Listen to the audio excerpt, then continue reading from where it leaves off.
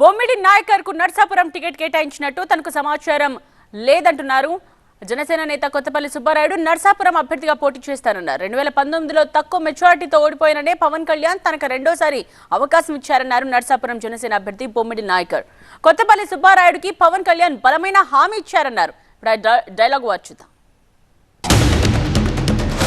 Party అధినేత పవన్ కళ్యాణ్ గారు వీళ్ళు తప్పనిసరిగా కూడా మాతో కూడా సంప్రదించేటువంటి పరిస్థితులు ఉంటాయి కనుక మాకు కూడా ఇంకా ఎటువంటి సమాచారం రాలేదు కనుక మేము రొటీన్గానే మా కార్యక్రమాలన్నీ కూడా మేము చేసుకుంటూ వెళ్తున్నాం. ఇప్పుడు పోటీల్లో లేను అని చెప్పలేదు కదా, నామినేషన్స్ ఆ పరిస్థితి ఇంకా రాలేదు కదా, ఇంకా మేమిద్దరం కూడా కలవలేదు. అధిష్టానం ఏదైతే పవన్ కళ్యాణ్ గారిని బలమైన హామీ ఇచ్చారు సుబ్బారెడ్డి గారికి, నేను ఆయన మంచి స్థానంలో చూసుకుంటాను ఆలోచనతో చెప్పడం కూడా జరిగింది. మాకు కూడా చెప్పారు స్వయంగా ఆయన కూడా, కళ్యాణ్ గారు రాబోయేది ఎలక్షన్స్లో అవ్వచ్చు, లేకపోతే రాబోయే రోజులు మేము అధికారంలోకి వచ్చా కావచ్చు, మరి సుబ్బారెడ్డి గారు కనుసంధాల్లో ఆయన అడుగుజాడల్లోనే మరి పార్టీని ముందుకు తీసుకెళ్ళడం కానీ మరి పెద్దలు మరి సుబ్బారెడ్డి గారు కూడా ఆశీర్వాదాలు ఉంటాయి.